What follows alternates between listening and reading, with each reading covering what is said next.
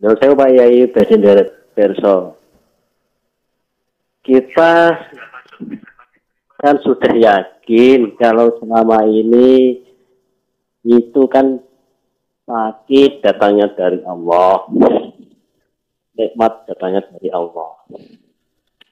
Yang secara syariat itu katanya itu ada penyakit santet orang.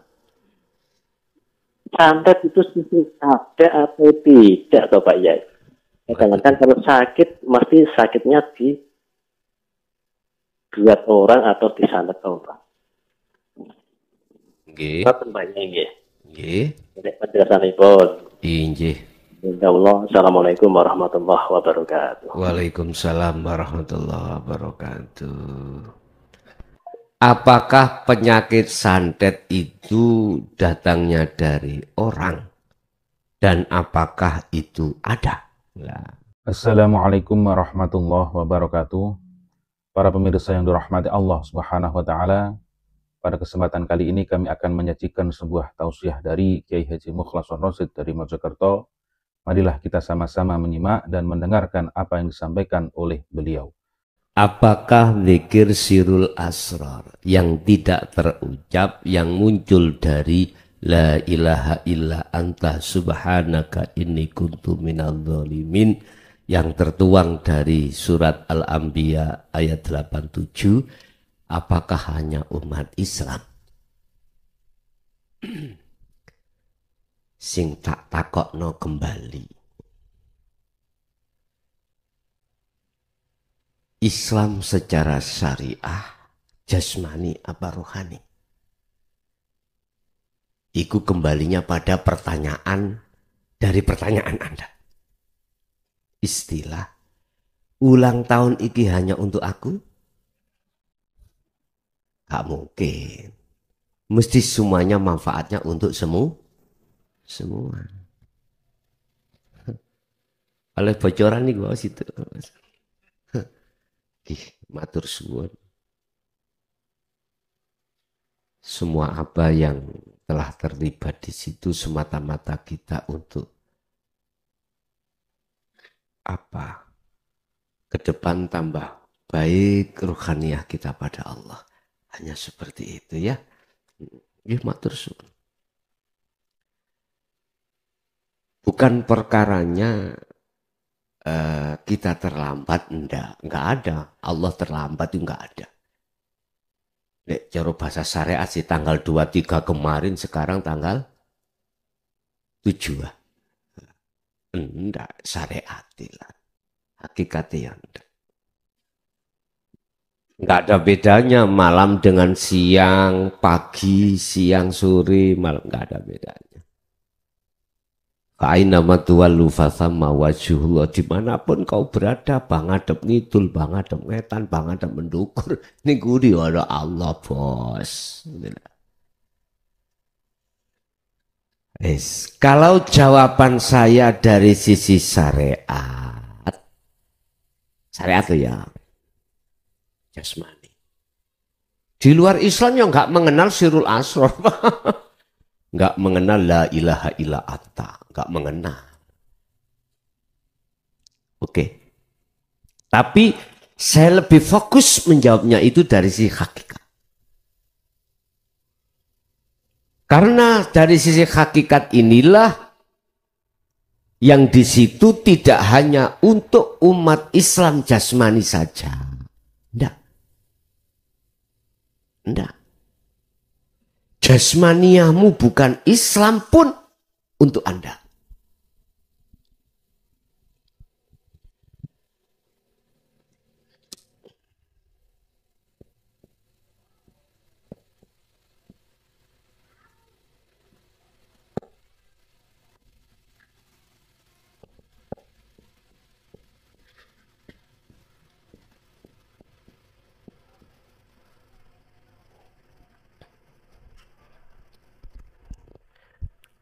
Di sini pakai kalimat Rob.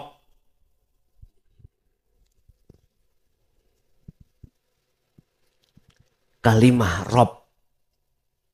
Rob itu artinya adalah umum. Tuhan. Islam nyebutnya Allah. Selain Islam tentunya bukan Allah sebutannya. Bisa diterima Pak? Oke, itu nama.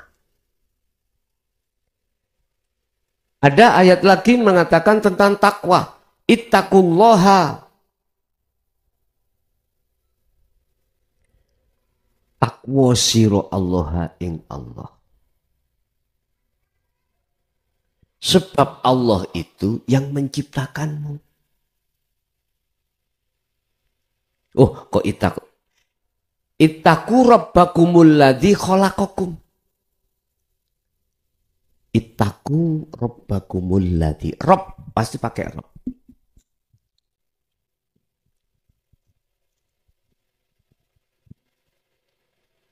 Katoke mudan-mudun ae.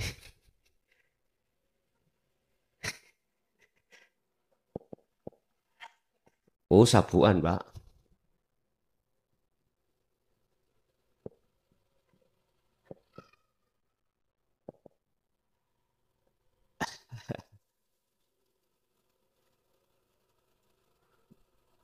Khalaqakum.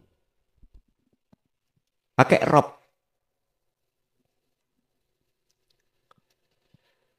Wedya sira kabeh robbakum ing pangeran sira kabeh sifate robmu alladzi kang yiku zat khalaqakum kang nyiptakake sira kabeh.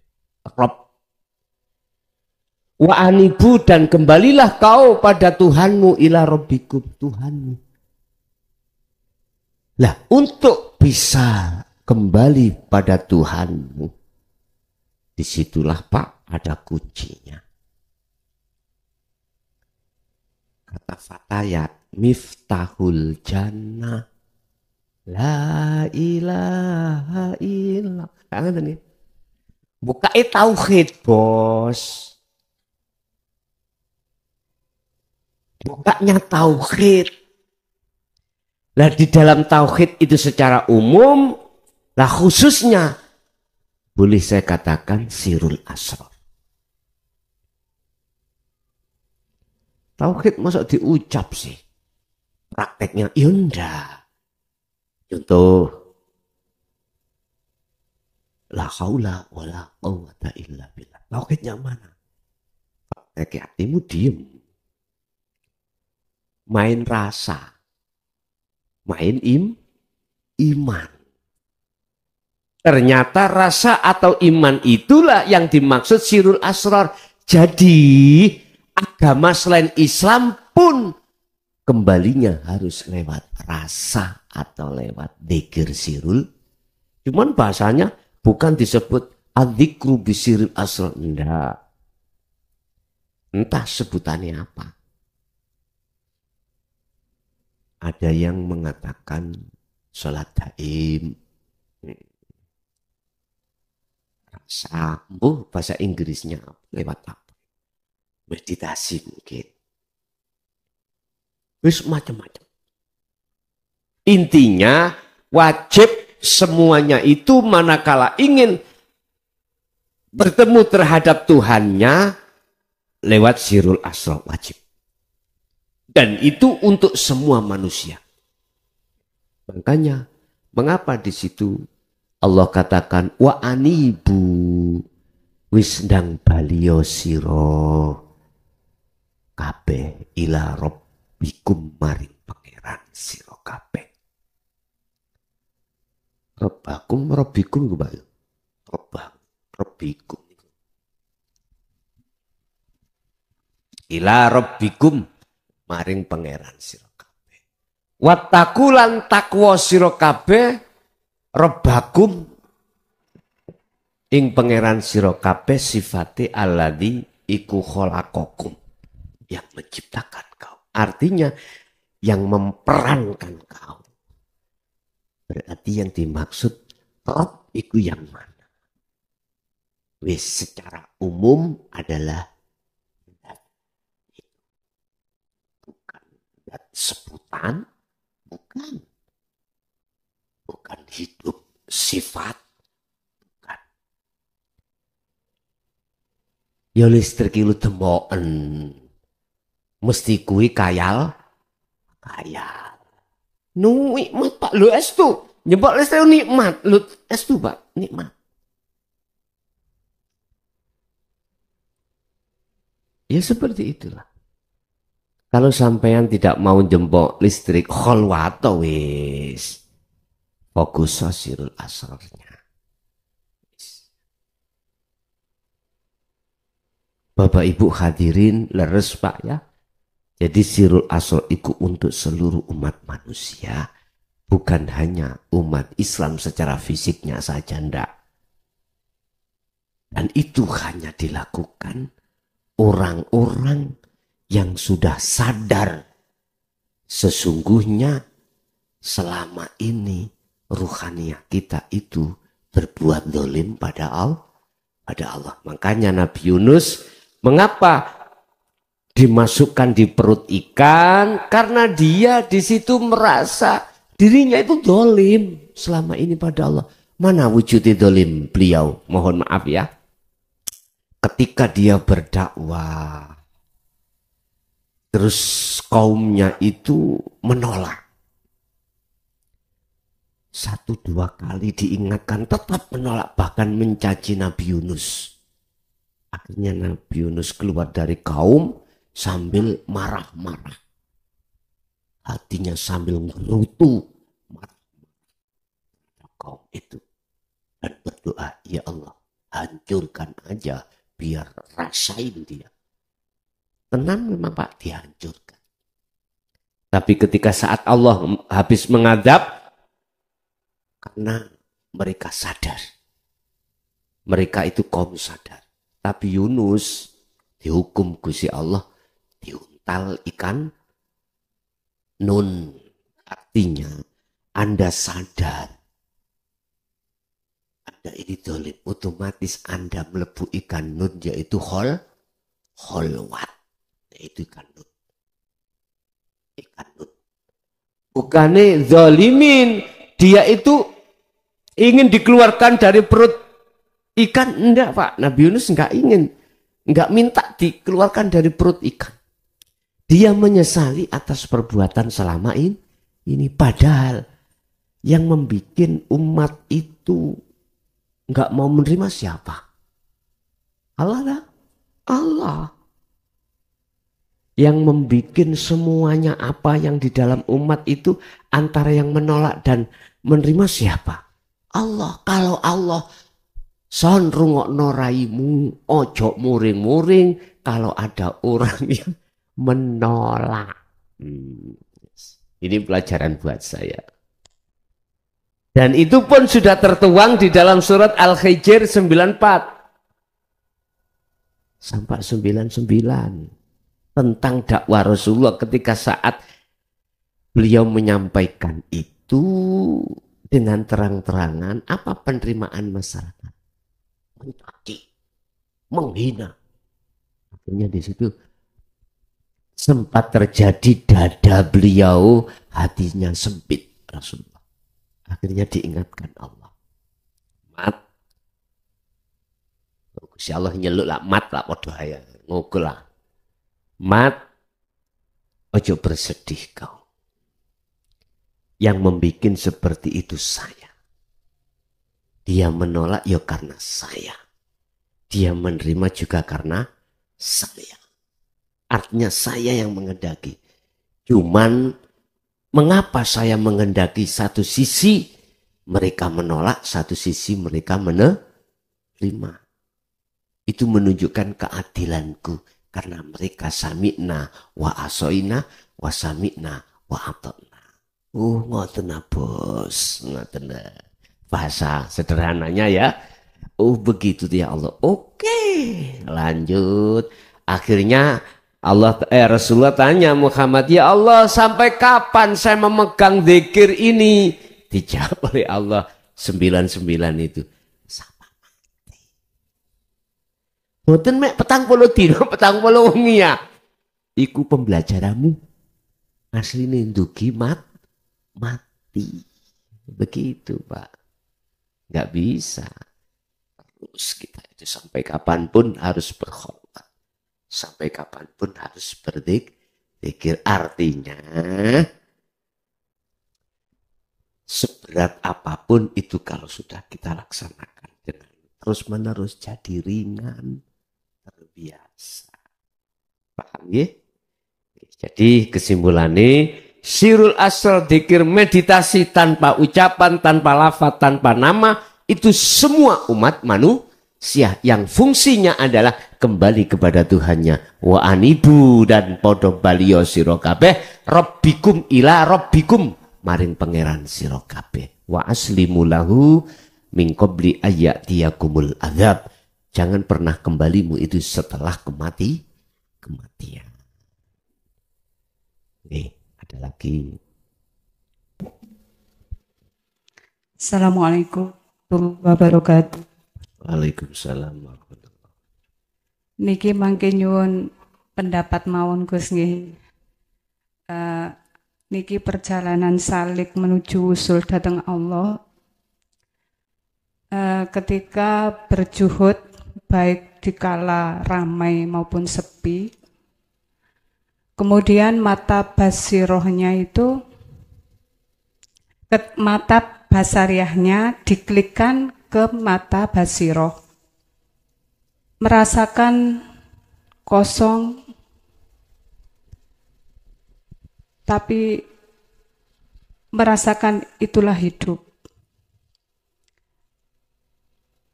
Tapi masih belum istilahnya ada cahaya putih belum, tetap gelap, tapi mengimani bahwa kosong itu adalah Allah atau hidup yang memenuhi ruang dan waktu. Menika pripun Gus? Nggih, kula akhiri. Wassalamualaikum warahmatullahi wabarakatuh. Waalaikumsalam warahmatullahi wabarakatuh. Allah ketika memproses hambanya untuk sampai pada liqa. Di situ ada gelap, ada terang, ada gelap, ada terang. Dan itu sudah benar, Bu. Yang penting jenengan terus wala tayasu fi roihillah. Jangan pernah kau berputus asa dalam rangka menyongsong rahmat Allah. Yang kami maksud rahmat itu adalah status liqa, bertemu Allah. Allah pun di dalam gelap, Allah pun di dalam terang.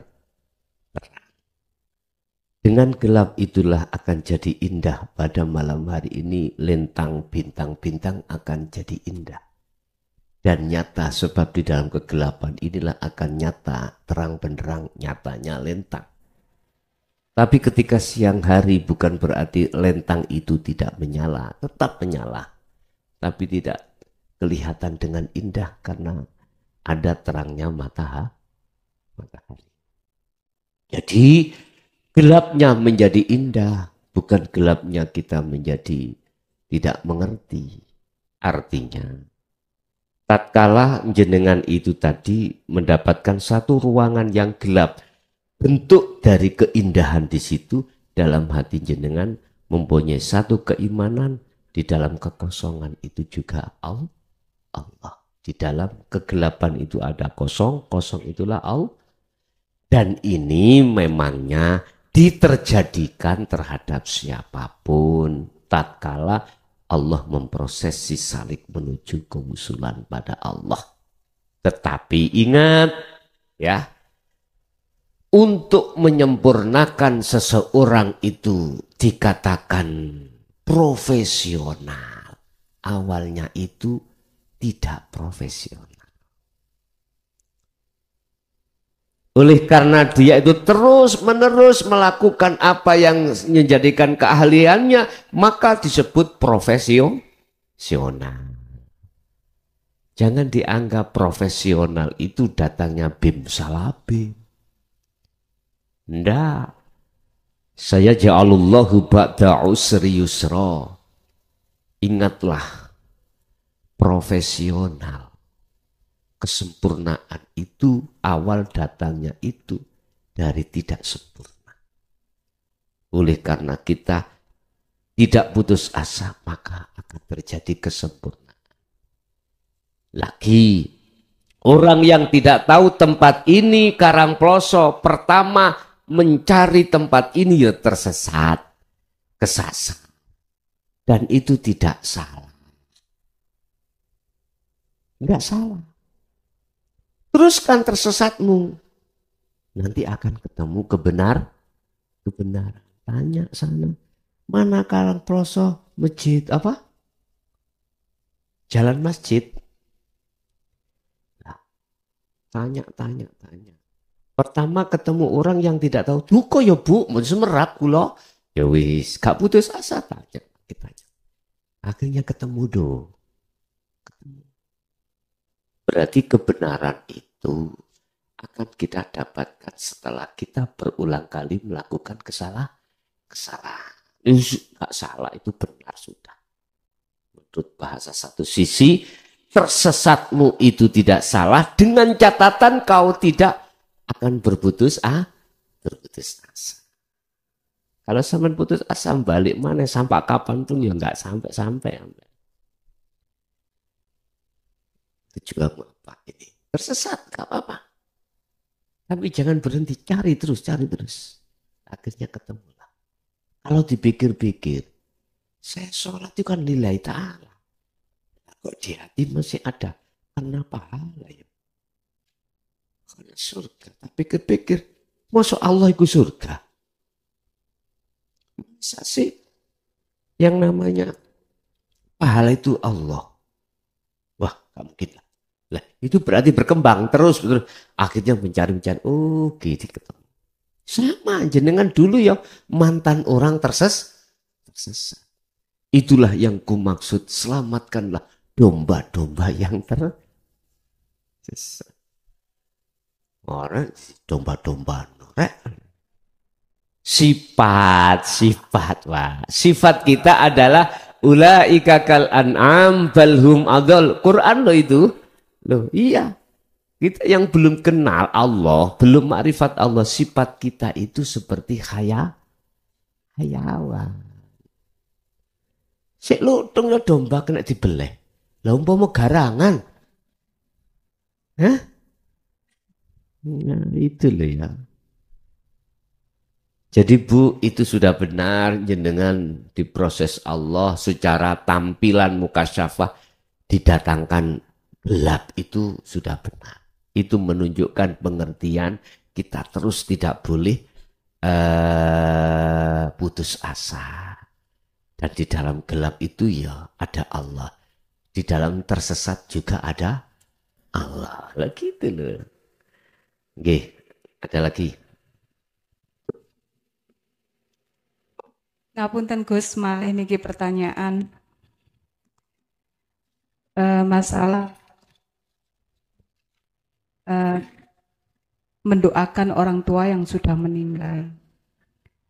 Ketika kita sudah berada di sini, yang saya yakin sudah menerima dinul haq, niku pripun nggih carane nopo tetep menyebut almarhum orang tua kita, kemudian ya yang pasti yang kalau yang di sini sudah meyakini yang baca Fatihah adalah dia sendiri dan yang kita kirimi Fatihah adalah dia sendiri. Napa ngoten Gus? Niku terserah mawon. Saged ngoten, saged syariat dijadikan hakikat. Secara syariat tetap sampean sebut kados kula wau nyebut nama-nama ini. Kan syariate. Ini kata ojo syariate ditendang. Disalahke orang syariat. Tapi tak jadikan hakikat. Mereka nggak tahu. Sing penting coro kiriman nyampe tutup panggonan. Tapi anak syariat harus tahu tempatnya yang dikirim. Sampeyan ngirim kalau alamate. Endi ya iki? Boleh jenengan memakai yang sistem kados jenengan, boleh yang memakai sistem secara syariat tetap kita itu membaca khususon ila bla bla bla bla bla Al-Fatihah. Tapi ruhaniyah sampean lepas dari semua makhluk. Itu yang ku maksud tajalli, ngoten lho niki. Sehingga sampean wau sampean rumusno sing dikirimi yo dirinya, yang ngirimi yo dirinya, dan lain sebagainya dirinya. Lah cepet nggih wong dirinya, mboten kesana-sana. Dirinya. Dirinya sendiri. Boleh seperti itu. Monggo. Tanpa menyebut nama-nama. Sebab sebelumnya kan sudah ada sejo karep sampai si asib bisi cilakan dah. Adik diulangi wocong ini gak usah ya gak apa-apa. Tapi orang iku boleh ngarani sampai ngantuk. Diundang tahlil ning tonggo sampean teko langsung menengtep. Jari kancane. Ngantuk gak ngantuk ya oleh akhirnya jadi fitnah. Suasana jadi fitnah. Padahal jenengan diem jenengan itu justru genah. Genah. Tahu genah ya? Nyampe. Ya. Bagaimana hukum di bawah biar enggak kisru? Ya wis. Liyane moco tiketno. Yo tiketno pisan. Ben gak dianggap wong ngantuk, biar nggak dituduh orang ngantuk. Kan nggak penak engkau secara umum ya undang tahlil ngantuk tidur. Ngono kok ya gelem go berkate. Ben gak ngono. Padahal yang berjasa gimana? Mengapa orang-orang Nahdiyin itu kok ngundang tahlil dalam rangka entah iku 1000-nya mbah, 100-nya bapak, itu kok tidak hanya orang 2? Tonggo kiwa tengen tok wis. Kok kadang sa RT ya kan. Iku maksud sebenarnya barangkali di antara mereka itu ada walinya Gusti. Lah di situ lah. Kekasih Allah. Badai ngantuk, badai gak iso ngaji, badai apa, tetap undangan ae. Bila perlu wong embong-embong gendeng-gendeng celun kabeh. Boleh. Sebab itulah yang bisa tembus pada Allah di situ. Ini tas yang dimaksud awalatun solihun yada'ullah. Awalatan solihan yada'ullah. Awalatin solihin yada'ullah. Itu tas yang dimaksud itu. Bukan perkaranya anak kandung. Enggak. Enggak hanya anak kandung. Walat awalatun. Mengapa disebut anak itu paling dekat? Hubungan paling antara orang tua dengan anak kan paling dekat, Pak. Jenengan punya teman sahabat karib dekat, yaitu orang yang paling dekat. Jadi tidak hanya harus berbentuk anak secara syariat. Siapapun di situ yada'ullah yang mendoakan, yaitu yang disebut salih adalah sudah ma'rifat pada Allah. Paham ya? Ada lagi.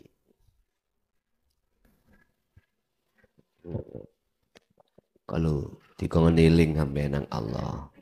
Assalamualaikum warahmatullahi wabarakatuh. Waalaikumsalam warahmatullahi wabarakatuh. Saya Anissa Iskandar, Gus, dari Batu. Iya. Mau tanya. Ngeten, Gus. Ada yang bilang, aku temangan, undangannya billah. Nah, itu satu, Gus. Undangannya? Billah. Dia bilang begitu. Billah. Ya. Okay. Itu yang pertama, Gus. Mohon mangke dipun Yeah. udah.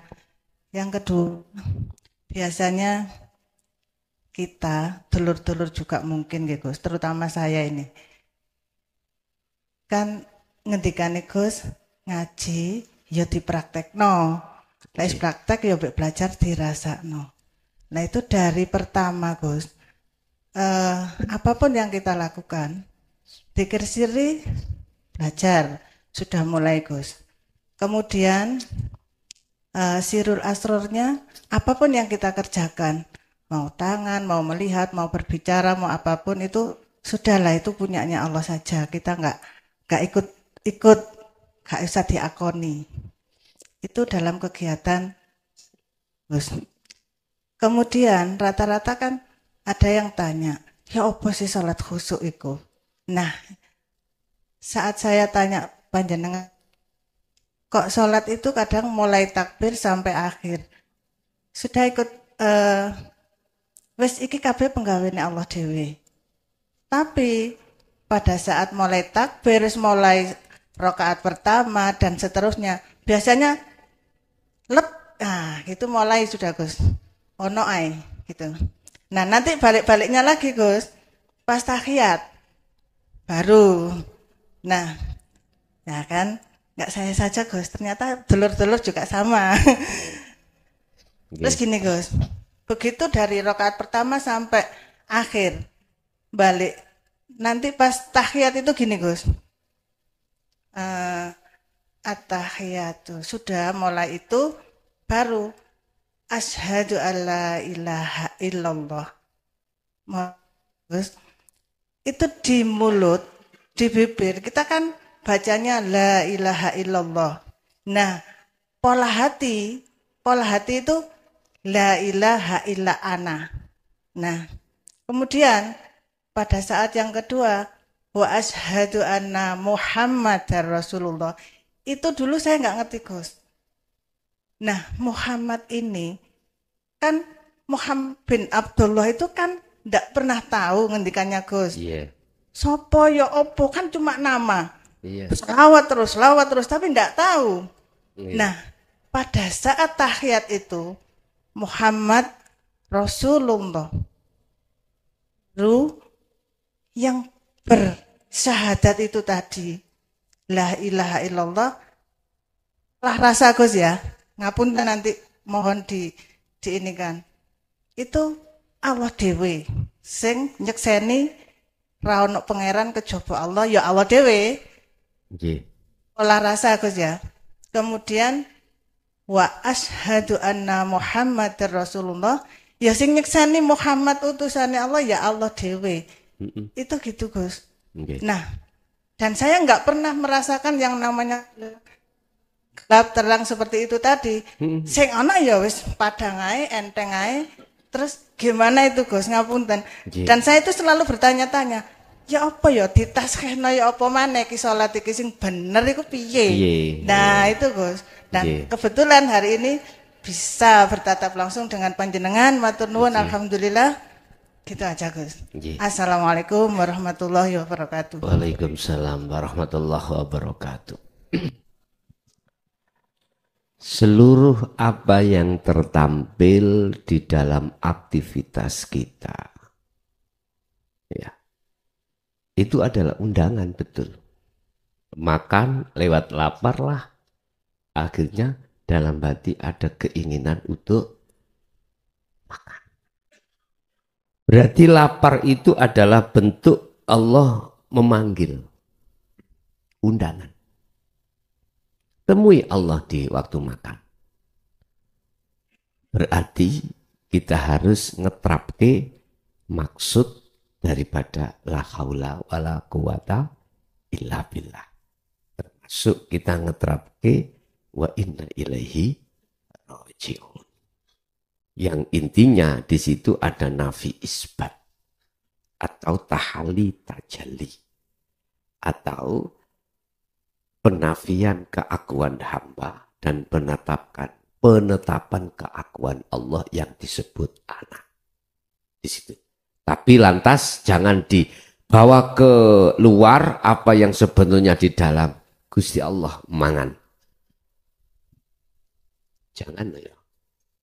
Gusti Allah mangan. Masa Gusti Allah mangan? Jangan dibawa keluar, maksudnya itu. Ana tadi jangan dibawa keluar. Jikalau terpaksa harus dibawa keluar, siaplah Anda disebut orang.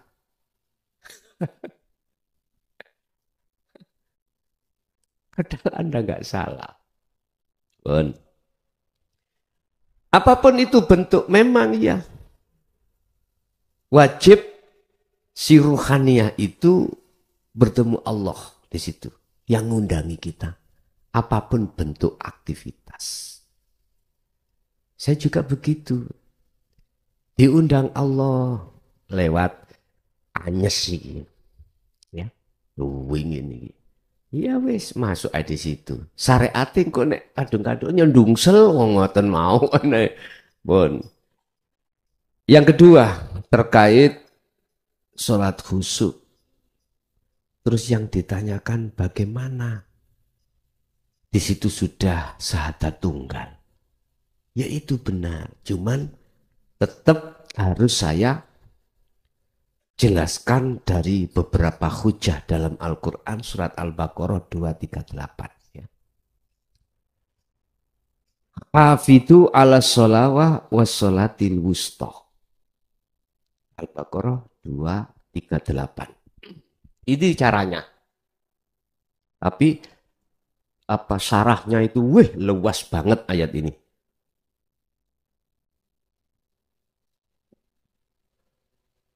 Hafidhu ala sholawati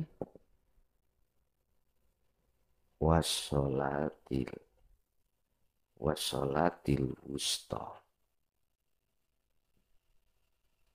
Dua momen ini Pak.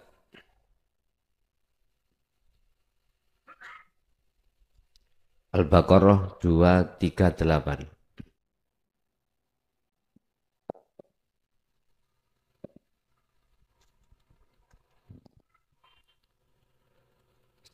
Jagalah.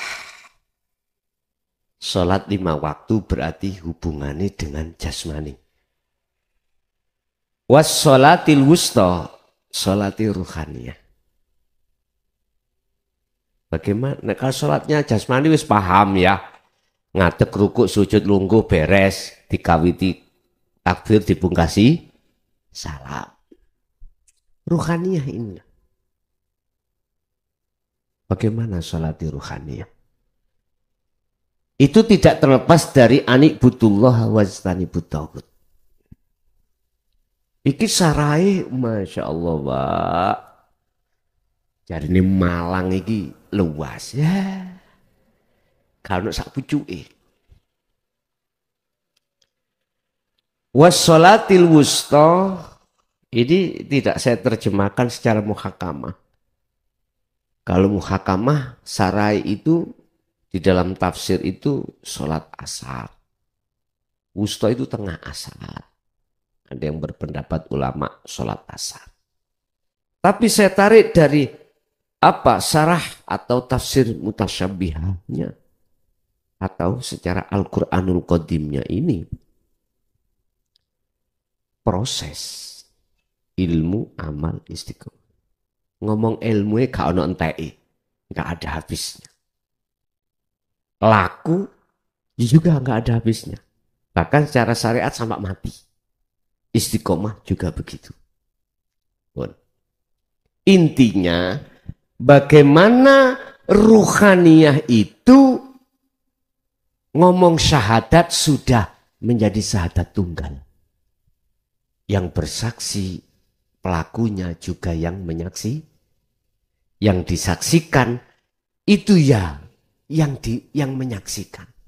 Berarti betul Bu jenengan tadi. Sing bersaksi Allah, yang menyaksikan juga Allah. Mana hujahnya? Mana dasarnya kalau yang melihat Allah itu Allah? Oke. Allah disebut Khaliq, sifatnya wujud. Ya. Kita disebut makhluk. Sifat wajib makhluk adab alias tidak wujud. Oleh karena berlakunya hukum syariat dunia inilah masuk dalam sistem kita makhluk wujud sebab diwujudkan yang wujud, yaitu Allah atau Rabb, Tuhan. Asal kita kan nggak ada toh Pak. Adanya kita sebab diadakan yang ada, yaitu Allah. Oleh karena kita masih merasa ada sebab diadakan yang ada inilah akan menutupi dirimu, tidak akan pernah kenal dan tahu siapa yang sebenarnya yang ada. Tidak akan bisa. Karena kita masih merasa ada. Walaupun adanya kita diadakan oleh yang ada, manakala dalam diri kita masih merasa ada, inilah akan menutupi dirimu sendiri terhadap kebenaran yang ada tadi. Oleh sebab itu, jikalau kau disebut sudah nyata yang ada sebenarnya, kembalilah ke asalmu. Asal kita tidak ada. Ketika saat kita sudah dikatakan wa inna ilaihi rajiun, kembali ke asal kita tidak ada, maka di situ nyatalah yang ada. Pertanyaannya, apa mungkin perkara yang tidak ada bisa melihat bersaksi yang ada? Nggak mungkin. Sebab yang bisa melihat yang ada itu yang ada sendiri.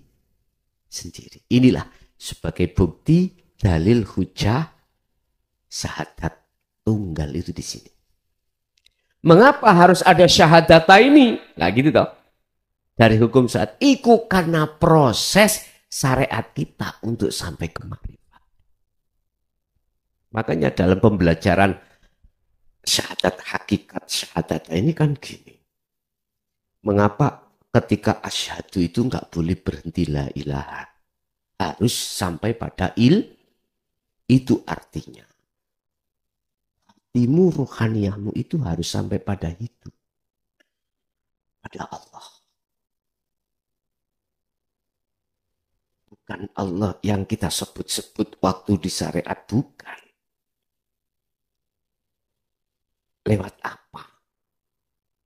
Mata hatimu yang disebut rasa atau iman itu. Mengimani, merasakan hanya hidup itu. Yang dimaksud illallah. Di dalam objek apapun, aspek apapun. Hatimu harus condong di situ. Ini yang dimaksud minkol bin zahidin.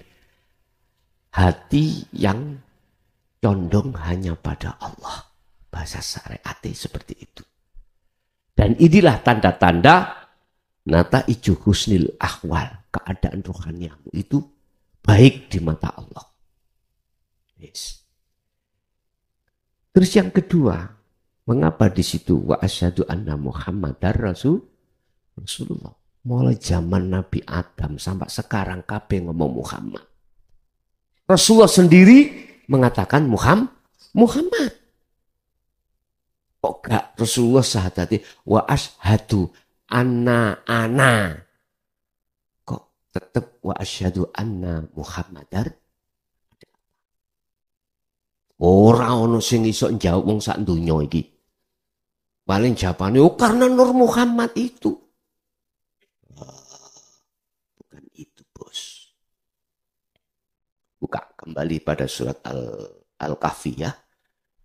Di situ tentang masalah basyar yang dikatakan oleh Rasulullah, yang diperintah Allah untuk mengatakan innama ana basyarun mithlukum. Katakan Muhammad, jikalau kau ini sama-sama dengan lainnya, yaitu makhluk. Jadi makna dari Muhammad itu adalah makhluk. Makhluk apapun. Nah, jenengan wajib untuk meyakini menyaksikan iki sik proses syahadat ini dalam hakikat. Apapun yang terjadi di dunia ini semata-mata karena Rasulullah. Diperintah Allah. Artinya Anda bisa makan karena digerakkan Allah. Anda ke sini karena kesinikan Allah. Ada sesuatu yang halus yang menggerakkan semua makhluk. Itu namanya Rasulullah. Nah, status itu adalah disebut Muhammad. Gak lagi gak perempuan. Sesungguhnya aku iki sama dengan kau makhluk basar manusia. Loh. Iku Rasulullah disuruh untuk Muhammad ibnu Abdillah disuruh Allah untuk mengatakan itu. Kalau aku makhluk sama dengan kau, lantas mengapa kau memuja aku? Memuji aku. Puja-puji sembahlah siapa yang kupuja. Berarti kembali kepada ruh asyhadu ke ilallah. Ini kan sih proses syahadat secara hakikat dari syahadat ini. Jadi harus ada satu iman bahwasanya apa yang terjadi pada dirinya makhluk semata-mata karena ada sang penggerak imannya pada hidup itu. Maka inilah syahadat Muhammad itu di situ. Jadi seluruh apapun makhluk itu bisanya koordinasi, bisanya dia itu bersosialisasi, bisanya apapun itu semata-mata karena Rasulullah. Artinya diperintah Allah, dikongkon Allah. Jenengan kerja, jenengan apapun, imanmu, rohaniamu harus di situ. Itu syahadat. 2. Lah sekarang bagaimana sekiranya syahadat ini menjadi syahadat esa, syahadat tunggal. Dengan dalil makrifat Allah yang disebut makrifat Allah itu di dalam makom ahad tunggal. Hanya Allah yang berlaku. Lah ini. Maka Anda harus wajib melakukan atau zikir yang untuk sampai pada makrifat. Kalau sudah makrifat berarti yang melihat Allah itu Allah sendiri. Lah kitanya mana? Tidak ada. Berarti yang bersaksi pada Allah itu dirinya sendiri. Terus pertanyaan berikutnya, mengapa kami itu tidak mengalami gelap dan terang itu? Dan itu kadang-kadang dalam sholat kami juga kadang lupa kliknya itu ketika syahadat, saklian syahadat tidak klik blas. Oke Bapak, tadi saya katakan, ingatlah bahwasanya Allah memproses kekasihnya itu tidak langsung kita itu bim salabim nek maksum. Gak bim salabim nang bakok. Kita itu dimasukkan di mahfud dulu. Di dalam mahfud ada fana dan kamil. Setitik klike pada Allah makrifate. Yang dikamil kata makrifate daripada tidak. Kalau sudah dimaksum bakok ya sudah. Diemmu, berbicaramu, pendengaranmu, penglihatanmu, tidurmu, terjagamu, ya udah. 1 detik pun tidak bisa untuk lepas. Kalau ditanya dari sisi sistem ilmu, sebab bagaimana itu? Ngomong sistem ilmu. Kembali jawabannya ada di surat Al-Ahzab. Mengapa Allah dawuh? Wahai orang-orang yang beriman, uzkurullaha dzikron katsiron. Mengapa di situ ada katsiron? Teruskan, perbanyak zikir, ingatmu. Itu semata-mata untuk, itu tadi. Meningkatkan proses kelas dari kita fana ke kamil ke bako. Itu secara sistem memang alasannya seperti itu. Tetapi kita harus ingat. Allah berkata, selain daripadaku tidak ada yang bisa memberikan manfaat atau mudarat. Bukan karena ketekunanmu beristiqomah, enggak, semata-mata karena jaizkulah kau tak pindah dari satu kelas ke kelas berikutnya dan sampai kelas bakok. Begitu. Yang terpenting kita sebagai pelaku si salik itu apa? Proses perjalanan Anda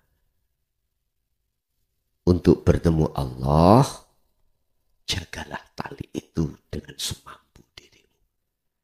Tali yang kumaksud adalah zikir. Begitu Bu ya. Jadi Bu, perkara gelap petang itu dalam jalur kasaf dan itu tidak menjadi tujuan kita dan nggak penting, dan itu juga penting.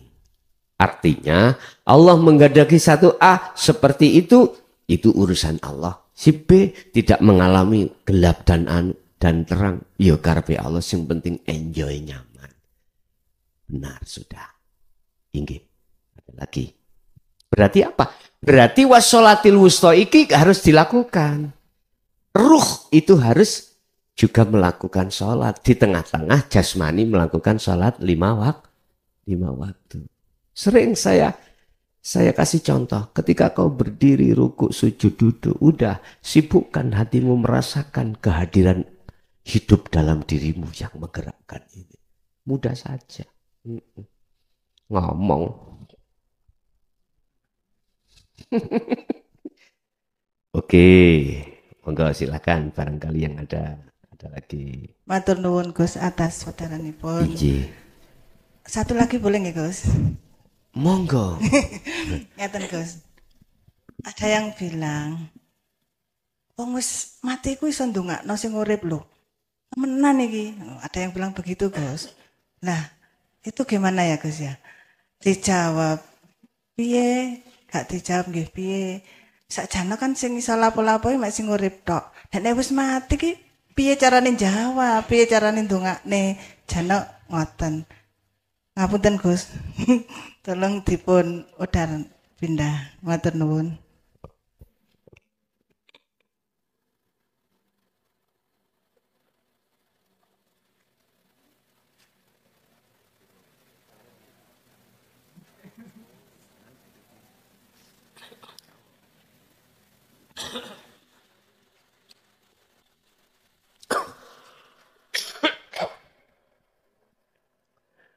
Nek sing wis mati iku wis tau mati, betul Bu. Bisa. Waktu di dunia sudah mengalami satu kematian. Betul itu. Kalau yang mati itu belum pernah ngalami mati sak jeroning urip, nggak bisa.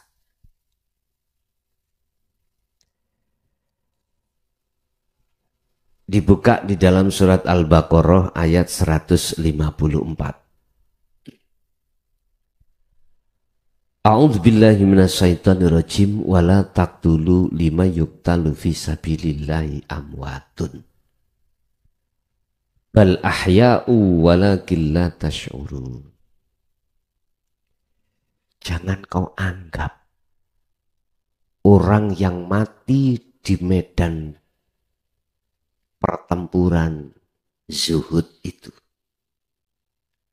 mati. Jangan kau menganggap mereka itu mati. Bal ahya, sesungguhnya dia itu hidup. Cuman kau yang tidak tahu. Ayat ini manakala saya jabarkan di dalam pengertian dinul haq itu gini Pak. Kembali pada surat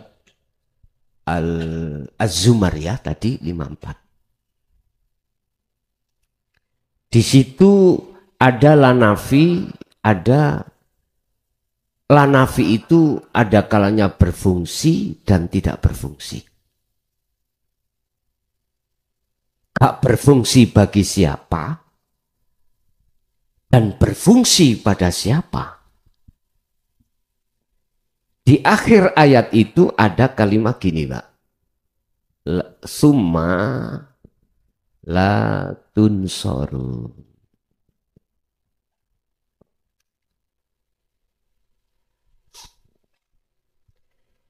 Jikalau kau kembalimu setelah mati, berarti waktu di dunia nggak pernah ngalami mati sak jerone urip.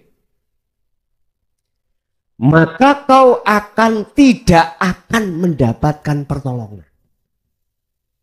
Inilah yang sering saya katakan, orang ini dibasukkan alam barzah. Wa min waraihim barzakhun ila yaumi yub'atsun. Dia tidak bisa keluar ke dunia, ke akhirat pun. Dia nanti akan menunggu sampai waktu dibangkitkan. Barzah itu adalah dinding gedung tinggi. Gedung yang gelap, yang tertutup, tidak akan pernah bisa keluar. Makanya jenengan ojo percaya ambek lagu ben malam Jumat lah. Mulai kabeh ya. Nggak bisa. Yang khusus ada di alam barzah, nggak bisa. Kecuali Pak dapat sifat jaiznya Allah, ini nggak tak bahas. Udah.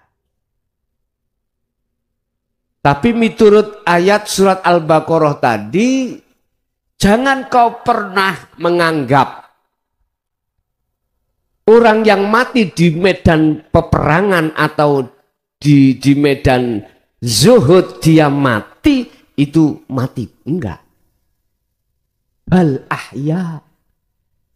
Bahkan dia itu sebetulnya hidup. Cuman la tash'urun, Anda tidak mengerti. Inilah Pak Bu, seseorang yang sebelum mati sudah rohnya itu ngalami kematian. Yang kumaksud kematian di sini sudah tidak merasa dirinya akunya hamba yang segala-galanya, balik di dalam dirinya keakuan Allah atas segala-galanya, hidup tadi. Kalau seperti itu, maka ketika dia meninggal secara syar'i, la ini enggak fungsi, Bu. Wis dihapus saya. Tapi ini tak hapus ya, syariat keliru, Pak.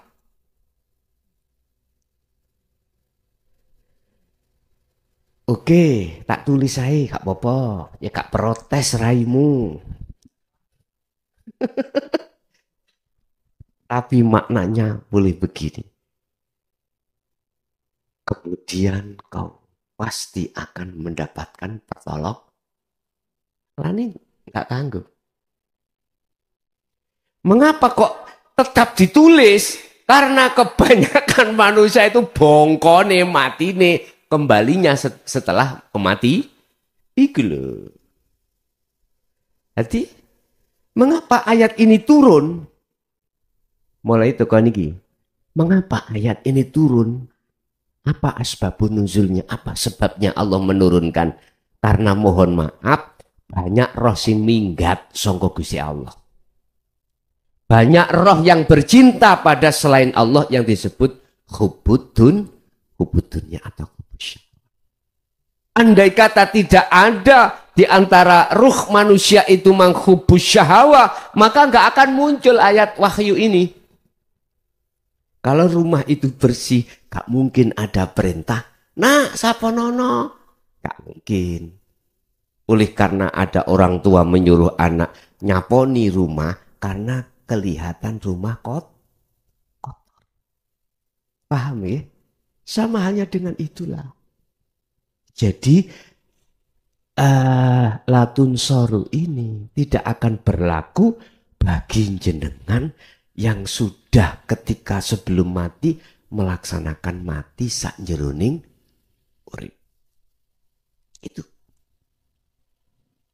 mematikan keakuannya, nafsu, keakuan diri, menafikan, meniadakan, atau tidak memfungsikan ini, akhirnya yang fungsi adalah akunya Allah. Baru mereka itu dimasukkan Allah di satu alam namanya alam lahud.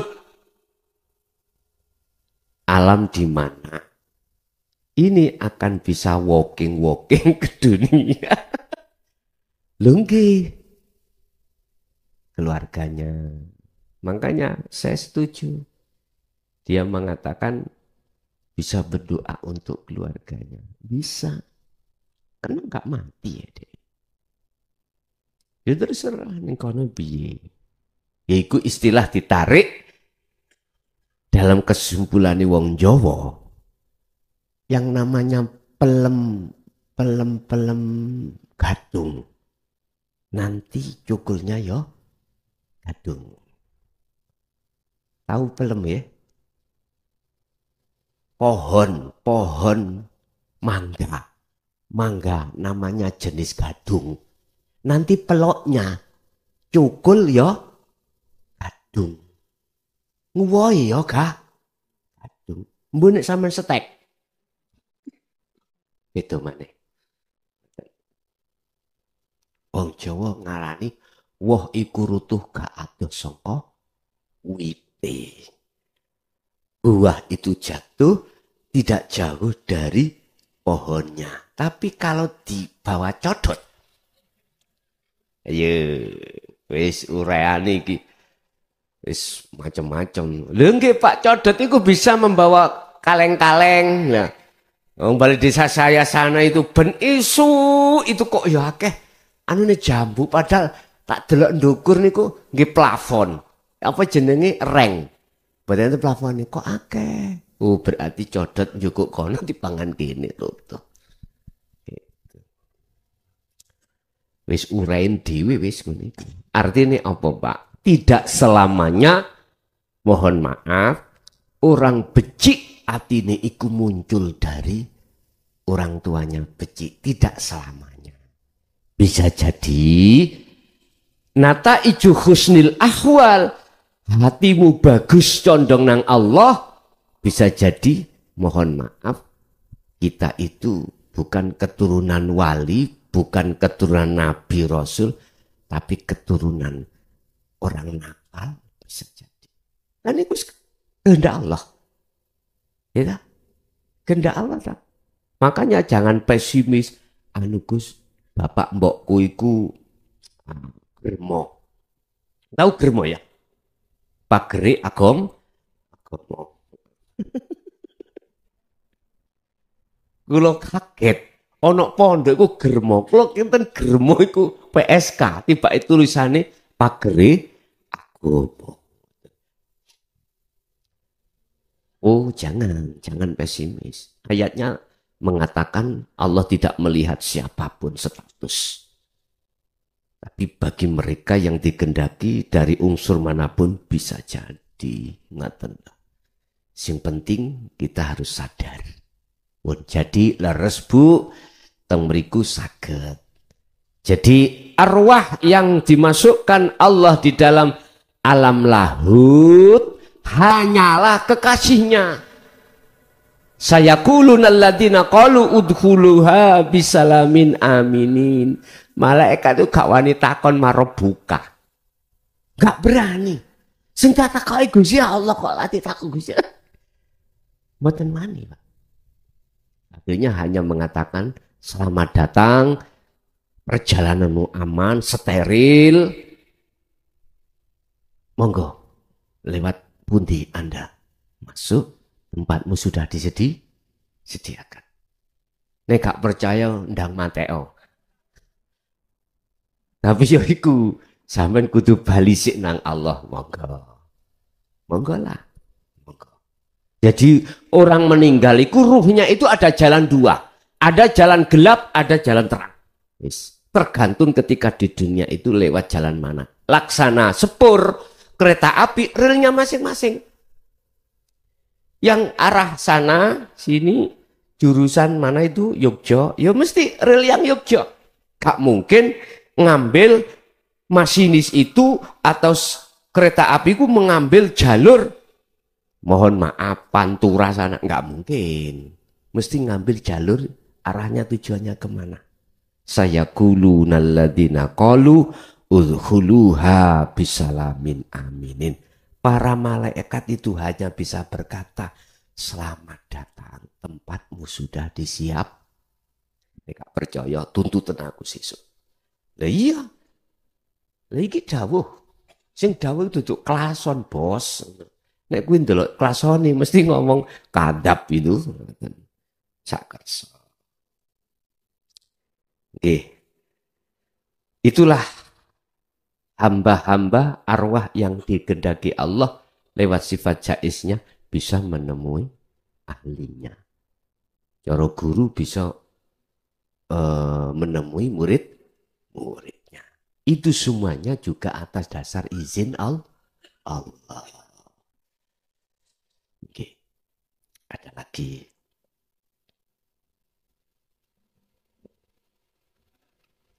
Yang di forum cukup? Ada lagi? Monggo.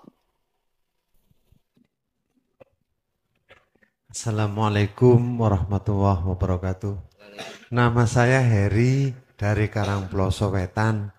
Alhamdulillah ini yang pertama kali saya diajak teman saya.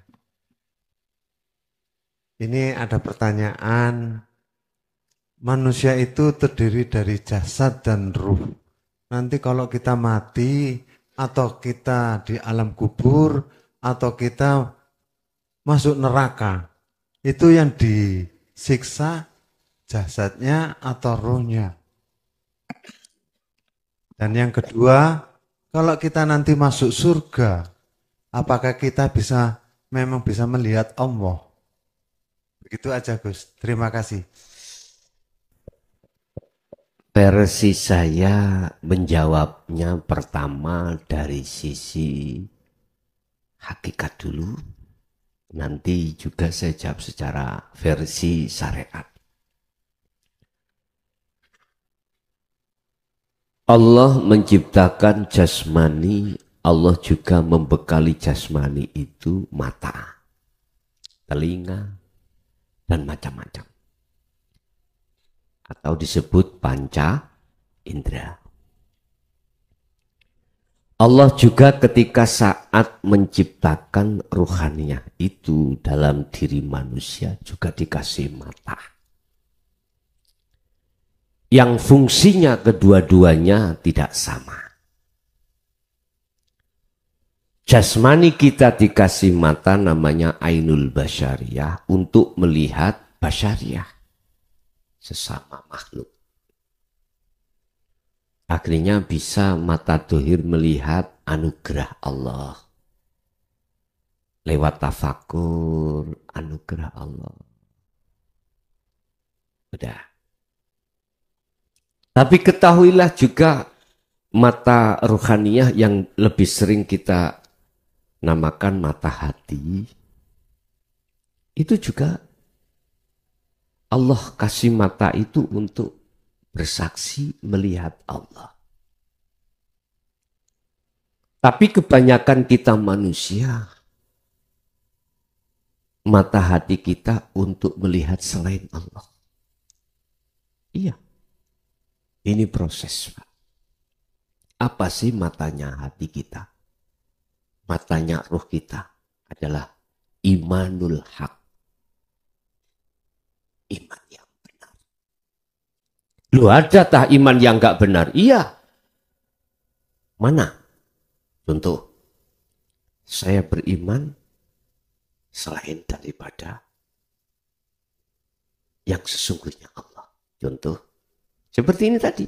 Saya beriman gurih dan segernya itu datangnya dari STMJ. Hatiku iman. Datangnya gurih itu dari sisi makhluk STM. Anda nggak juga begitu. Proses awal nggak mungkin hatiku mengatakan gurih dan segernya dari Allah. Nggak mungkin. Karena hati kita masih tertutup dengan sesuatu, akhirnya tidak bisa melihat kebenaran. Iman kita itu, mata hati kita masih dikatakan mata hati yang buta. Artinya iman kita belum benar. Selang berjalannya waktu, katakan iman yang benar. Ruhaniyah mata hati, iman itu harus bersaksi pada Allah. Melihat Sang Yang hidup itu. Sang Yang Esa. Sang Yang Tunggal. Bukan nama, bukan sebutan, bukan sifat itu. Loh. Kalau posisi ruhaniyah itu sudah di situ Bapak Ibu, maka jangankan kita setelah mati di surga, katakan secara syariat. Di dunia ini kita sudah berlaku, dikatakan liqo, bertemu Allah. Ada hujah? Ada. Ada dalilnya? Ada. Kita menghadapi seseorang, didik-didik dalil, ada. Banyak ayat-ayat yang menghujai atau membuktikan tentang keabsahan, keterjadian manusia itu bertemu Allah, ruhannya bertemu Allah. Sering saya katakan, yang menurut saya apal balik surat Kahfi, Al-Kahfi ayat 110. Barang siapa yang ingin bertemu Robnya, Tuhannya, wa man kana yarju liqa'a rabbi ya'mal amalan shalihah. Ruhaniyah harus tinggalkan iman STMG dengan cara berzikir tadi. Kedua, wala yusyrik bi ibadati rabbi ahada. Si roh itu harus tajalli condong pada Allah. Ini namanya nafi isbat. Loh, ini kan di dunia. Di dunia. Ketika Anda ini dikatakan sudah liqo dan bertemu Allah, sejatine Anda ini rohaninya jagati iku di surga, di akhirat. Berarti secara hakikat tidak menunggu akhirat yang dimaksud orang syariat besok itu. Di dunia ini Anda sudah bisa masuk di dalam alam akhirat. Berarti surga itu di dunia sudah bos. Hakikat loh, bukan syariat loh ya. Mbun salah paham. Sebab yang diangan-angan secara syariat surga itu tempat yang sembarang kemerlip. Indah-indah banget kan ya. Sebuah ruangan dan lain sebagainya. Itu kan angan-angan kita secara orang syariat itu. Surga itu begitu. Suatu tempat yang sejuk dan enak. Bahkan ada keterangan, kau akan disiapkan bidadari. Waduh. Nah, terus piye nasibe bojone dhewe-dhewe. Bahkan diterangkan di dalam ijma' qiyas, Pak. Bidadari itu kita kumpuli pagi, siang wis perawan maneh. Dikumpuli siang, sore perawan maneh, dikumpuli sore, malam perawan maneh. Aku banyol, kira-kira gak beset apa ya?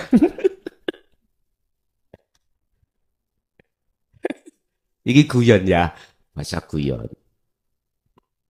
Udahlah, aku kata. Jadi secara hakikat, jangankan yang dimaksud akhirat surga besok setelah hari kiamat dan hari kebangkitan, hari penghisapan, hari melewati Shiratal Mustaqim, di dunia ini sudah. Secara hakikat, bukan secara syariat. Mana? Gini Pak.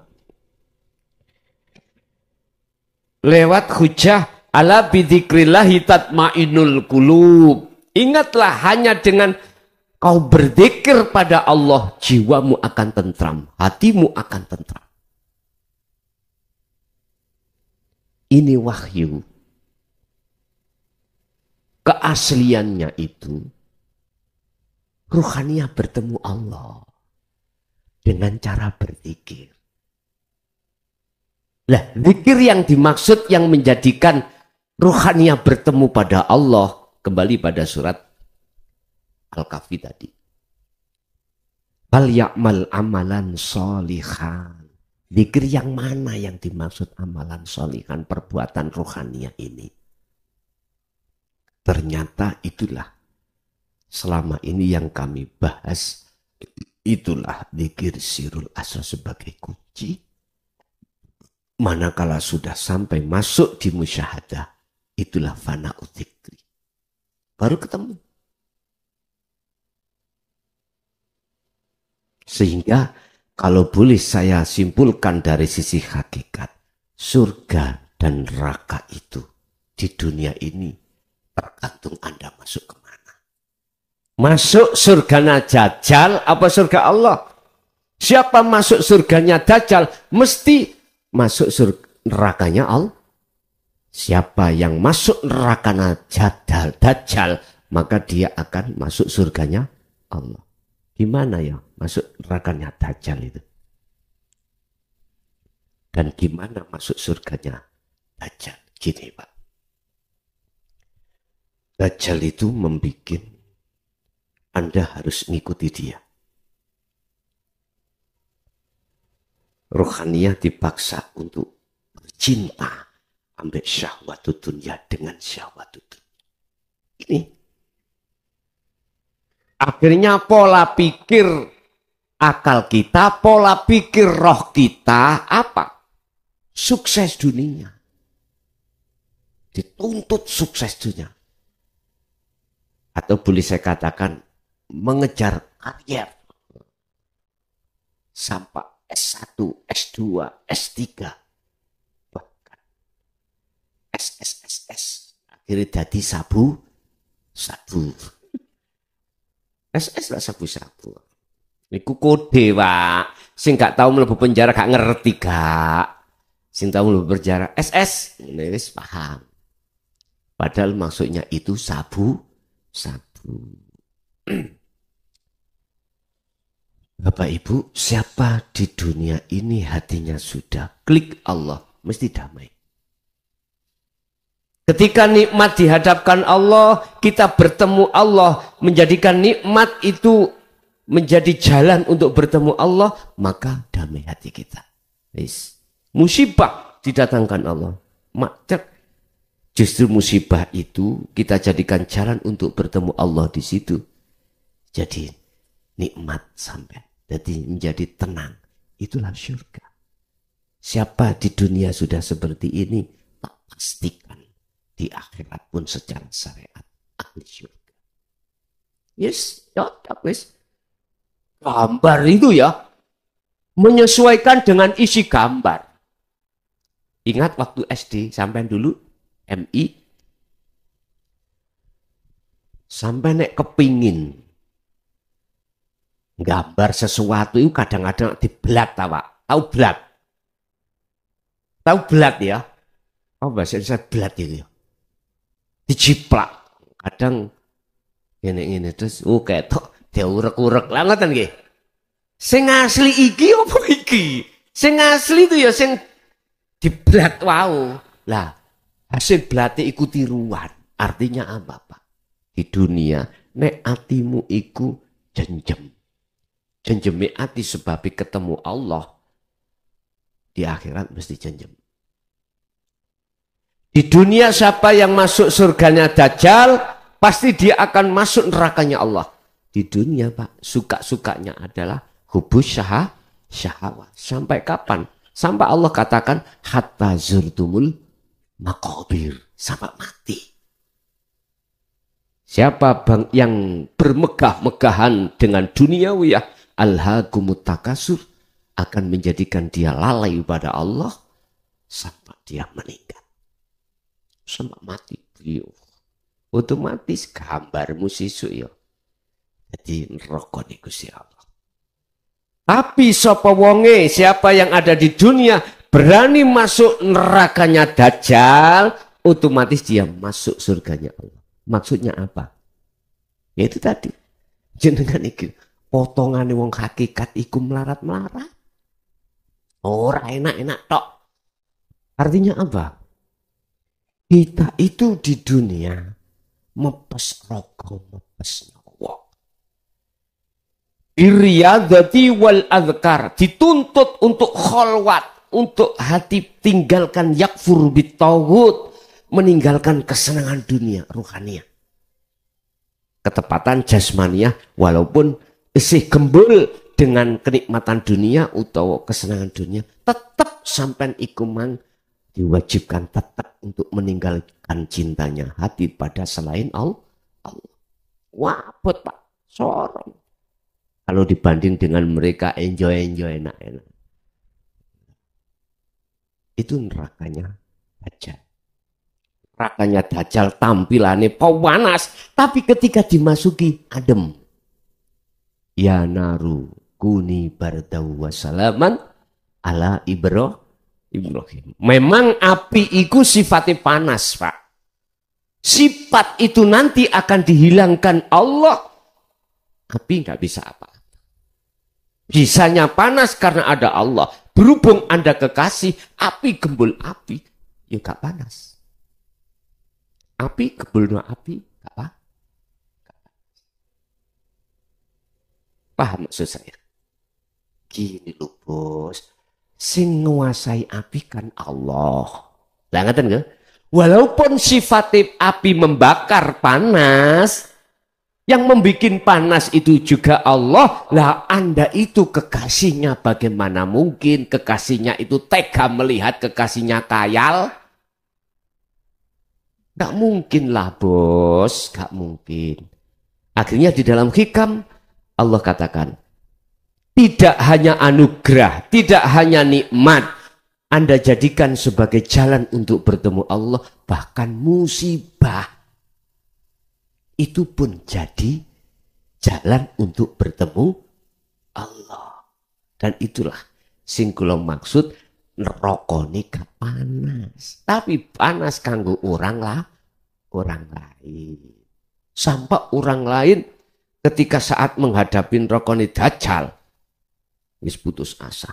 Lah piye to Pak, dihadapno tiap hari jauh berbang. Bang Titil gak wani muli sampai tonggone yo gitu.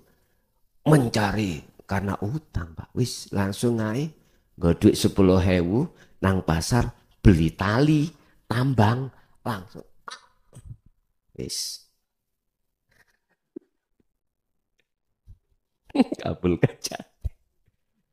Wis, itu yang pertama. Jadi tidak hanya ahli syuhud di akhirat, di dunia pun bertemu Allah.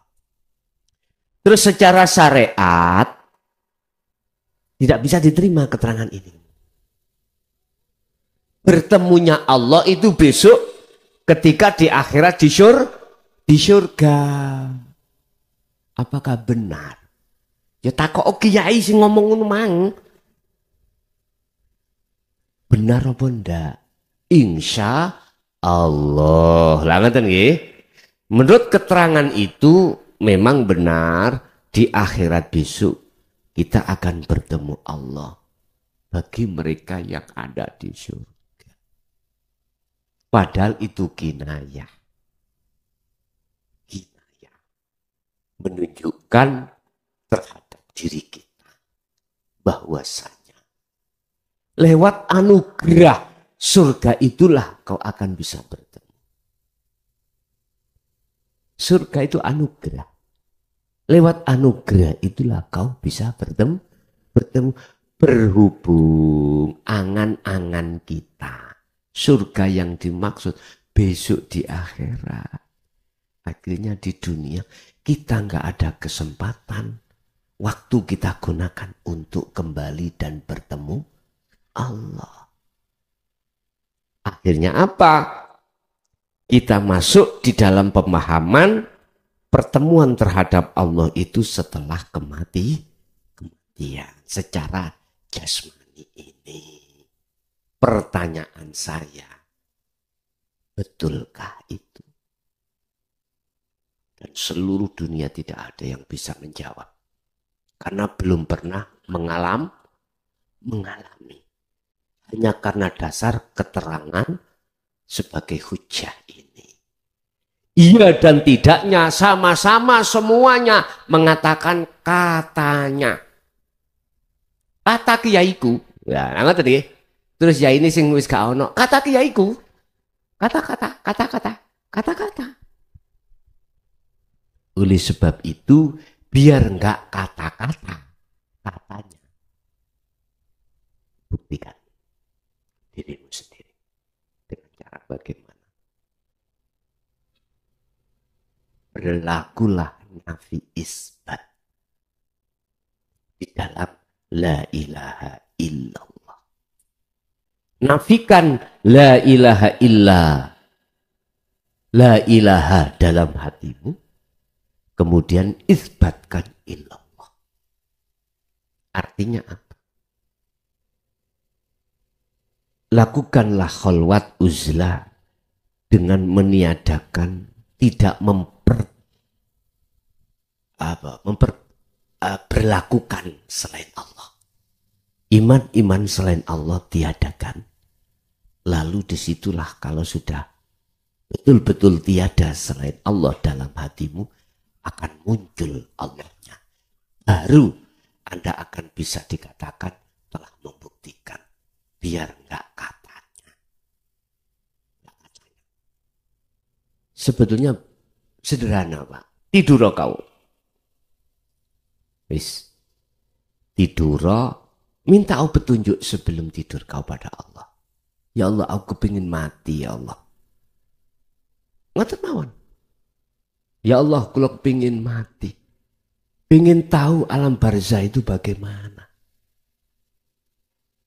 Misalnya, betulkah terjadi seperti itu yang diceritakan? Terus betulkah saya itu nanti akan mengalami satu alam penghisapan, alam bla bla bla bla? Ya tanya situ. Nek pancen iku dijawab dening Gusti Allah, diperjalankan secara ruhaniyah dalam mimpi. Tak jamin habis itu Anda gak seneng terhadap selain Allah. Iso-iso gedeng. Artinya udah ketakutan. Sampai diterangkan umpama orang-orang manusia ini di dunia hidup ini kok ya dengar jeritan tangisan siksaan orang kubur, ora eneng wong sing atine iku mau nyenengi dunya, ora eneng. Wes tuh. Maksudnya ngene-ngene iku nyenengi dunya, ngoten lho. Ora eneng wong iku sibuk ngurusi dunya atine. Ora. Atine iku mesti dzikir terus. Apalagi dituduhno, umurmu kare 3 tahun. Misale ngono. Wis gopo kabeh, Pak. Gopo kabeh wis. Sing bojone wau 3 langsung dipegati kabeh. Ya kari. Ya aja ngono. Bukan pisah iku secara fisik. Pisah iku secara ruhani. Fisik sih tetep, Pak. Ruhaninya yang pisah. Yang tadinya ruhaniah cintanya pada fisik, dialih cintanya pada Allah. Di mana Allahnya? Di bojo sampean. Kan ada Allah. Lalu apa bojo sampean? Mana manus di anak, mana di bojo apa? Ayo sampean tinggal. Mana? Iku ni ana Allah. Wah, aku ngaji jare kok ninggalno kabeh. Oh iki berarti gagal paham ngeten iki. Gagal paham. Ojo, Pak. Uzlah khalwat memang artinya adalah meninggalkan selain Allah. Memang menyepikan diri dari manusia memang. Tetapi maksudnya itu secara ruhaniyah fakot. Hanya ruhaniyah. Jasmania sih tetap. Jasmania tasik tetap. Ya dirangkul kabeh fid dunya hasanah juga wafil akhirati, itu maksudnya. Allah iku yo ora ning guwa tok kono ora. Tidak hanya di gua, tidak hanya di tempat sepi. Allah itu yo ning lokalisasi kok. Aja guyu, Pak. Lho nggih. Allah iku yo ana nggone pangkune purel ya. Nemen tok kula ngomong ngeten iki. Nemen. Artinya apa? Silakan jasmaniamu berinteraksi dengan duniawiyah, yang duniawiyah itu sudah ditata dengan hukum syariah, tapi ruhaniyamu tetap pada Allah. Pada Allah. Itu loh maksudnya. Kholwat itu di situ. Jadi Bapak, secara syariat betul besok di surga itu bertemu Allah. Cuman pertanyaanku, sebelum kita meninggalkan di dunia ini ganti alam lagi, bagi kita yang belum bertemu Allah di situ, betul tak akan bisa bertemu Allah? Lebih-lebih betulkah nanti di surga akan bertemu Allah? Ini nggak ada yang bisa jawab kecuali insya Allah, karena pertimbangan dalil secara syariat. Tapi secara hakikat sudah ditegaskan, sapa sing tatkalane ning donya mripat atine wis gak wuta, maka di akhirat pun tidak wuta. Sebaliknya sapa wonge tatkalane ning donya mripat atine wuta nang Allah, di akhirat pun akan buta dan jalannya lebih sesat. Man kana fi hadhihi a'ma fahuwa fil akhirati a'ma wa adallus sabila. Itulah jawaban yang pasti. Nggih. Nggih, ada lagi. Monggo.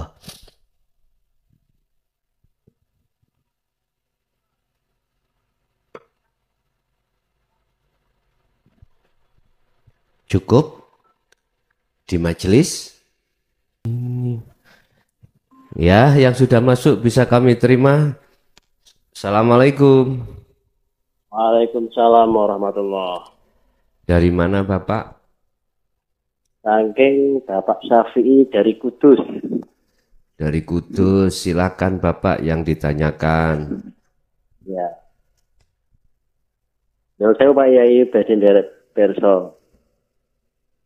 Kita kan sudah yakin kalau selama ini itu kan pasti datangnya dari Allah.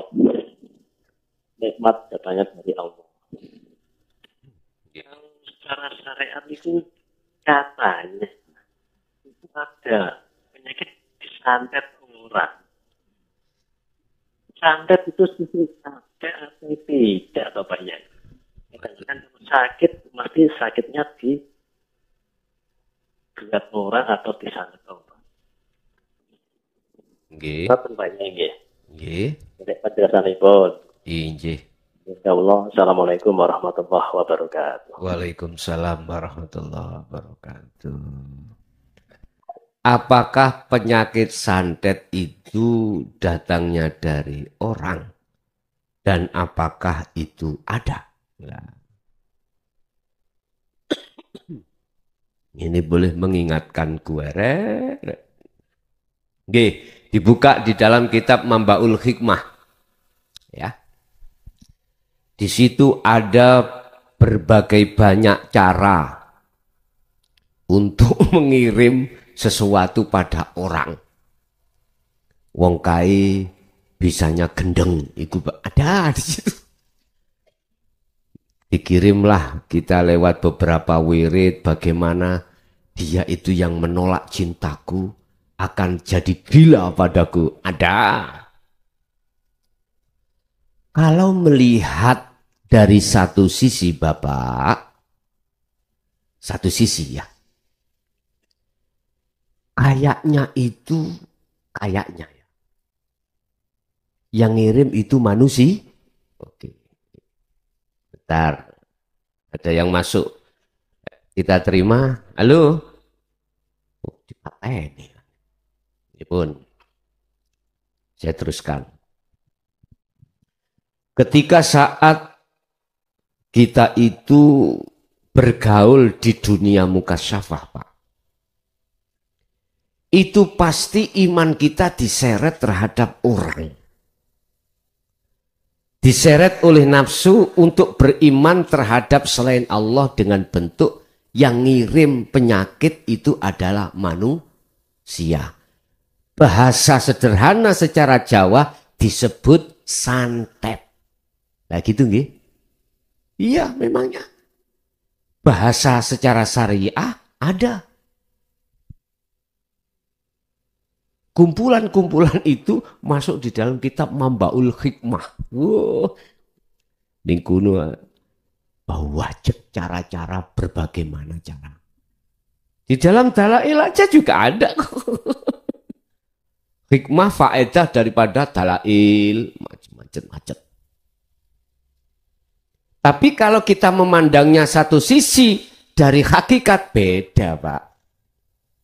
Gak ada selain Allah itu bisa memberikan pertolongan atau mudorot. Tergantung kita itu memandang dari sisi mana.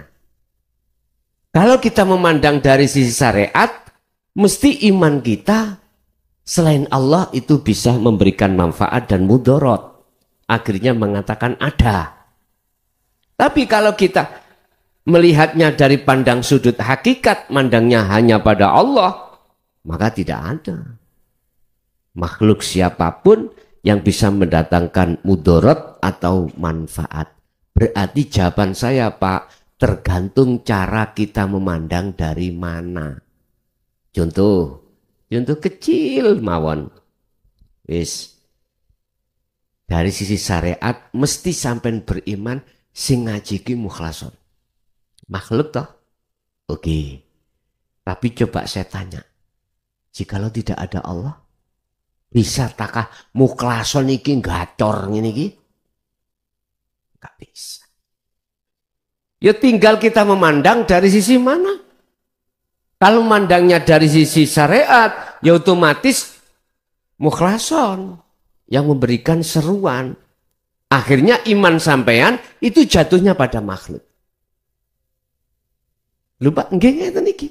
Tapi coba sampean memandangnya dari iman yang benar. Inni wajjahtu wajhiya lilladzi fataras samawati wal ardh. Jenengan mengarahkan wajah ruh Anda terhadap wajah Allah, yaitu hidup. Yaitu lilladzi, zat yang menguasai jagat langit dan jagat bumi. Dalam tubuhku, di luar tubuhku. Yang disebut lilladzi. Andai kata jenengan melihat itu, otomatis kau tidak akan tampak. Pandangan Anda, rohaniah iman Anda tidak akan iman terhadap makhluk kula. Mesti mengatakan itu langsung dari Allah. Begitu. Makanya jawaban saya, ada dan tidak ada, itu tergantung cara kita memandang. Ketika kita memandang A, jatuhnya iman ya A. Kalau kita memandang B, jatuhnya iman kita pada B. Tergantung kita memandang dari mana. Oke. Matur suwun Bapak yang dari Kudus. Kita lanjut yang di berikutnya. Kita terima. Assalamualaikum. Waalaikumsalam. Inggih, dari mana Bapak? Ini ngapunten nggih Pak. Kula badhe diskusi kali Gus Mukhtar niki kula nonton gitu. Dari mana Bapak? Bapak dari mana?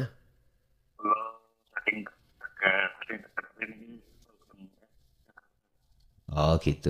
Gih, langsung.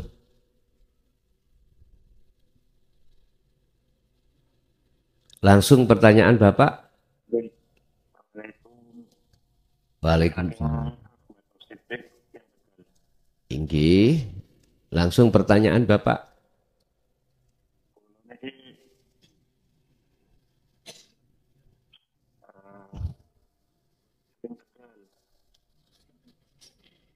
Iya, yang ditanyakan Bapak apa?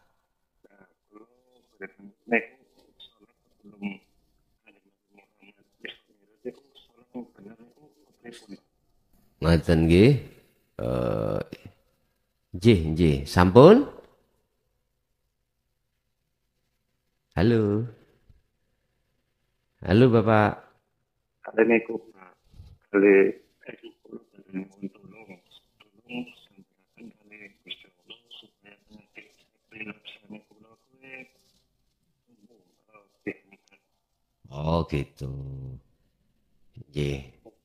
Sampun? Nggih pun matur Matur suwun. suwun Pak. Assalamualaikum warahmatullahi wabarakatuh. Waalaikumsalam warahmatullahi wabarakatuh. Apa sholatnya Rasulullah sebelum Isra Mi'raj? Pengertian sholat ay ad-du'a. Bukan ad-du'a itu minta. Ad-du'a adalah bertemu kembali. Bertemu Allah. Menghadap pada Allah. Itu maksudnya sholat. Kalau yang ditanyakan apa sholatnya Rasulullah sebelum Mi'raj itu, jawabannya mudah. Apapun aktivitas secara dhahiriyah Rasulullah itu husnul a'mal. Husnul a'mal nataiju husnil ahwal. Artinya apa? Seluruh aktivitas Rasulullah secara jasmani loh, apapun. Apa makannya, apakah bahkan semuanya termasuk hajat pada karwa-karwanipun. Beliau jadikan jalan bertemu Allah. Itu salat beliau. Apapun yang dilakukan secara jasmani yang disebut husnul a'mal, beliau itu nata ijo husnil ahwal. Buah yang muncul dari ruhaniyah itu bagus di mata Allah. Lah dikatakan bagus manakala mingkol bin zahidin, ruhaniyah itu bertemu condong pada Allah. Itu tadi saya katakan, inni wajjahtu wajhiya lilladzi fatar samawati wal ardh. Itu salat beliau. Jadi ketika umpama dia naik onta, ruhaniyah itu ya salat. Ketika beliau dahar atau ngunjuk makan, beliau hatinya juga salat. Bertemu Allah. Ngoten lho, Bos. Apapun itu, yang itu tidak keluar dari ani butullaha wastani butawud. Sebab gini, Muhammad, aku ora bakal ngutus awakmu dadi utusan ning dunya, dan atau aku ora bakal ngutus utusan sebelum awakmu ning dunya kecuali ilaihi annahu la ilaha illa ana fa'budun, nyembah aku. Aku lho bahasane iku, ana. Kecuali awakmu tak kongkon menyerukan tentang ana, tentang tauhid la ilaha illa ana. Dengan begitu fa'budun, dan juga nanti menyembahnya itu bisa ke ana. Mungkin di dalam hadits qudsi Allah bersabda gini, janganlah kau sembah namaku, sifat zatku, tapi sembahlah aku. Ya niku maksudnya. Artinya jenengan ini harus makrifat pada Allah dari segi apapun.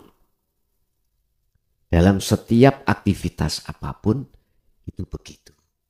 Itu cara Rasulullah sholat atau bertemu Allah seperti itu. Nah, ketika Isra Mi'raj sudah datang, akhirnya pulang membawa oleh-oleh sholat, akhirnya dikatakan as-sholatu mi'rajul mu'minin. Sholat itu bisa kau jadikan sebagai orang mukmin mi'raj, bertemu Allah. Pertanyaannya, ngunuah tak ketemu wedus. Lah saya jadi maklar kambing loh, Pak. Allahu Akbar. Jelas isinya embek. Iya, Mak. Mangkekno 3 juta ya. Wong tak tawani 2,8 juta langsung gak dinyange. Ya, wis mau mikir ngono iku. Wah, kelewa. Padahal 2,8 juta sudah badi 500.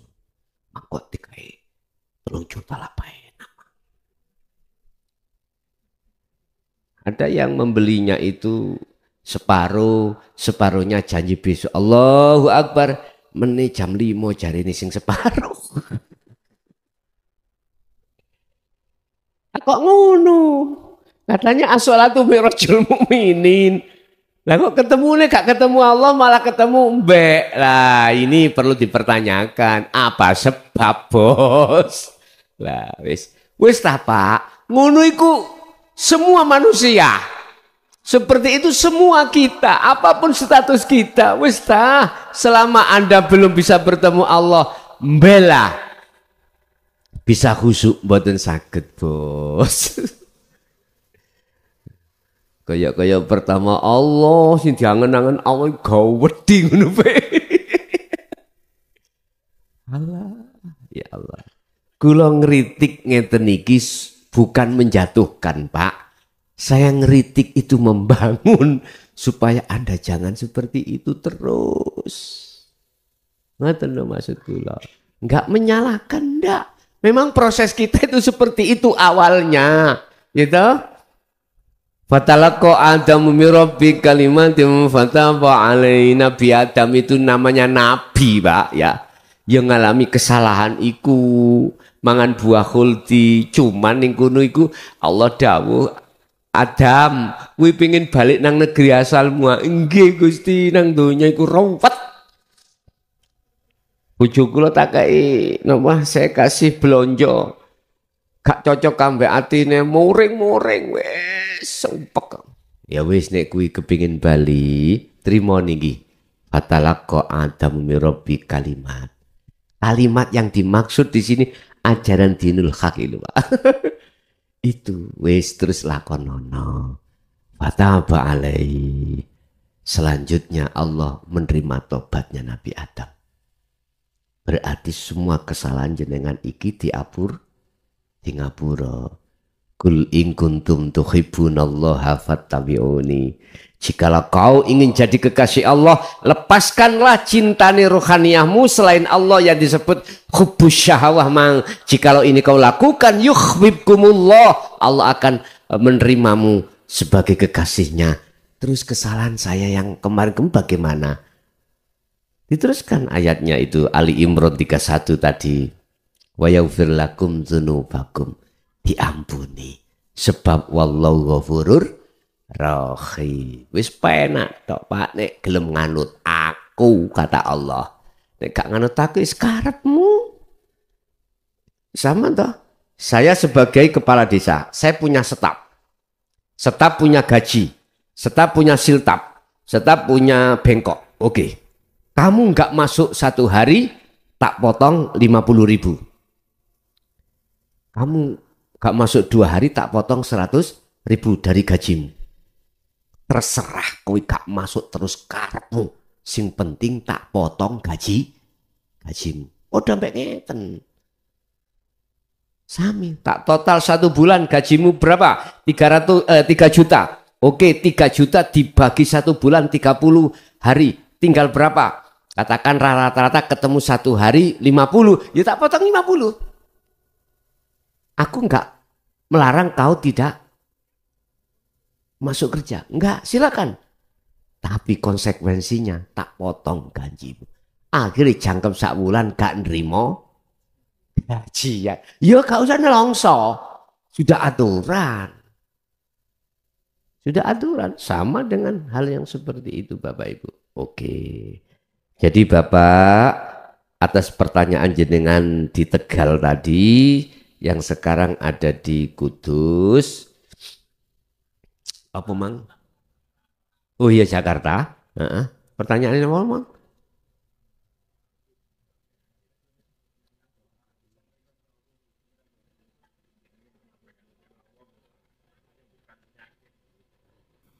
Iya gue yang nomor 2. Si nomor pertama mang lo pertanyaannya.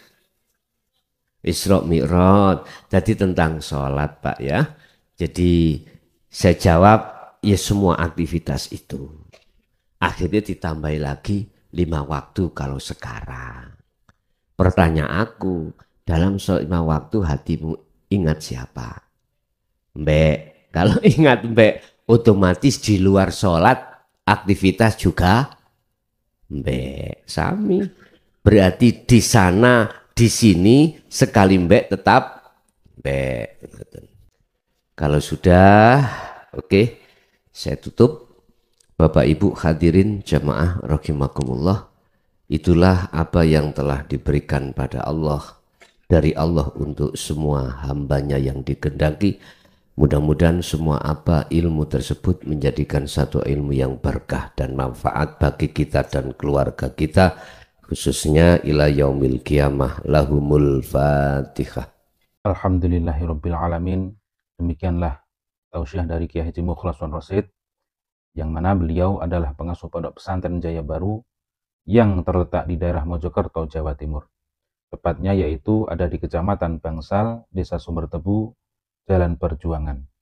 Beliau adalah ulama sufi, ulama tauhid yang mengajarkan ilmu-ilmu tauhid dan tasawuf, yang mana dalam ilmu ini juga berkaitan dengan ilmu leluhur Jawa, yaitu yang mengutamakan ajaran kebatinan. Ilmu tasawuf dan tauhid ini adalah ilmu yang bertujuan supaya seseorang bisa mencapai ma'rifatullah atau ma'rifat kepada Allah, atau biasa disebut oleh orang-orang Jawa ilmu sejati. Dan ilmu tasawuf atau tauhid ini mengajarkan supaya manusia tidak tersesat nantinya. Tahu sejatinya diciptakan itu harus bagaimana, dan ketika sudah meninggal dunia harus ke arah mana jalannya.